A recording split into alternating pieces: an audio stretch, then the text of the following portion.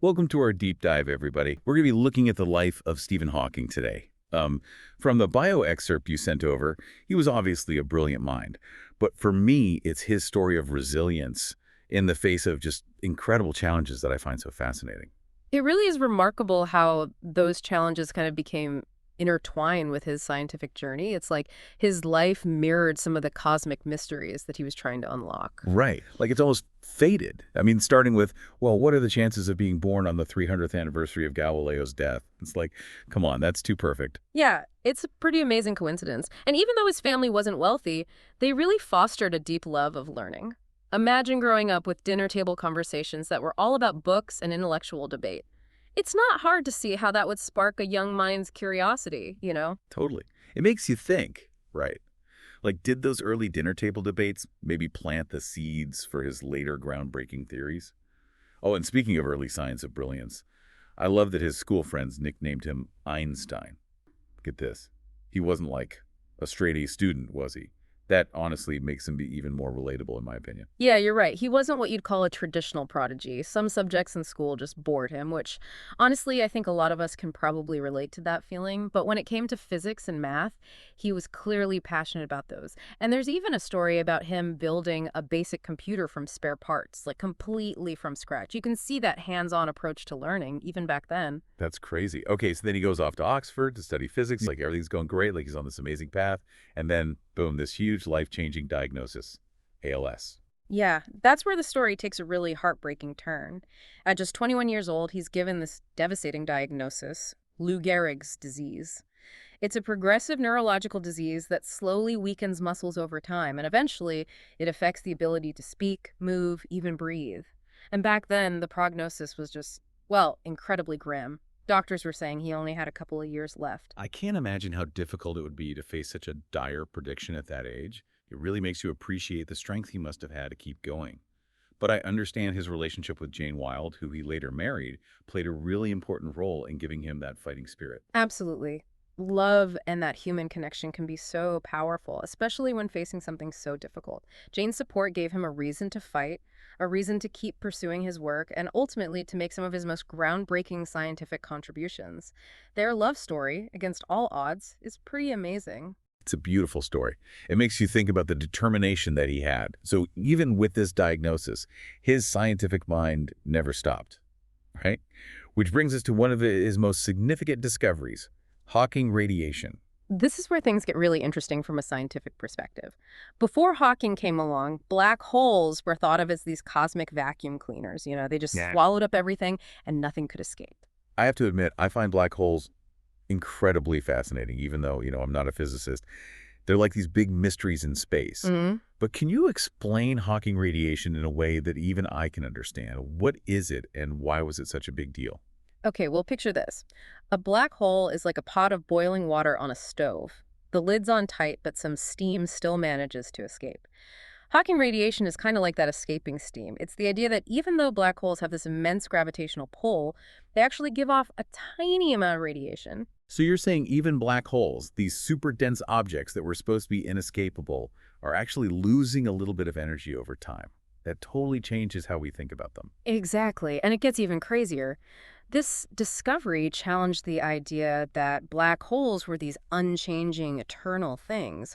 Hawking radiation suggests that they actually evolve and change over time and, get this, might even completely disappear one day. It was a pretty radical concept. It really shook things up in the world of astrophysics and completely changed how we understand the universe. Wow, that is mind-blowing. So while his body was facing all these challenges, his mind was making these huge discoveries about the universe. It's incredible. But it doesn't stop there, right? He also explored some pretty big questions about the very beginning of everything, didn't he? You're exactly right. In the late 70s, he worked with another physicist, James Hartle, to develop a theory about how the universe began. And this wasn't just any theory, it challenged the idea that there even was a singular beginning, a singularity, as it's called. Wait, hold on. A universe Yeah. with no beginning. Okay, you're going to have to break this one down for me because my brain just can't even process that. I get it, it's a really tough concept to wrap your head around. Okay, think of it this way. Imagine the universe is like the surface of a balloon. It's finite, meaning it has a size, but it doesn't have an edge.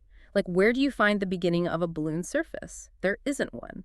Hawking and Hartle proposed a universe that's kind of like that, boundless, without a beginning or even an end. It just exists, but beyond our normal ideas of time. Whoa, that's a big shift in thinking.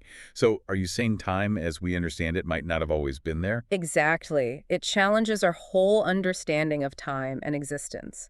And it's a perfect example of how Hawking was always willing to question everything, even the most basic assumptions about our reality. His curiosity was limitless. He just refused to be boxed in by conventional thinking. It's inspiring to think about him tackling these massive questions while dealing with everything else going on. But then there's another twist, right? He loses his ability to speak after having a tracheotomy.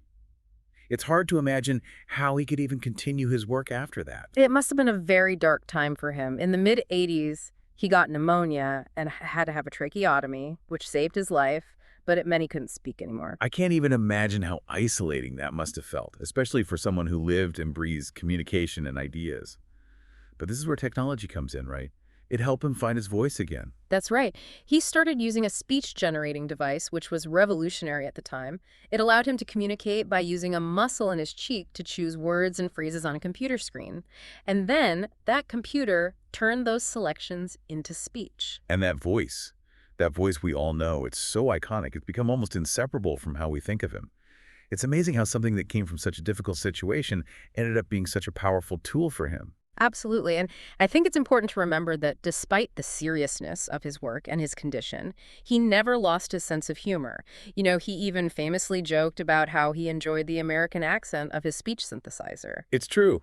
That little detail just shows that even facing all that, he kept his wit and his positive spirit. That blend of intellect, resilience, and humor is what made him such a captivating figure, not just in the scientific community, but in pop culture as well. Which brings us to his book, A Brief History of Time. It wasn't just a book for scientists, it became this global sensation. Did anyone expect it to have such a huge impact? Not at all. It was written for a pretty niche audience, people interested in complex physics, but it just blew up, became a massive bestseller, and stayed on the Sunday Times bestseller list for, get this, 4 years. That's amazing. Yeah. It makes you realize how many people were exposed to these really complex, mind-boggling ideas through that book. It shows how good he was at explaining things in a way that anyone could understand. And it wasn't just the book.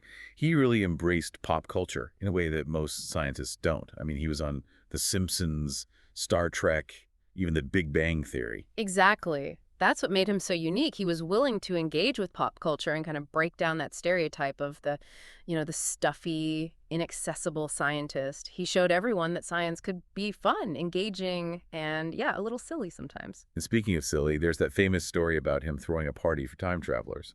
But he only sent out the invitations after the party had already happened. It's so classic Hawking. That story, I think, really sums up his genius. It wasn't just about the science itself. It was about finding ways to make people think differently about the universe and our place in it.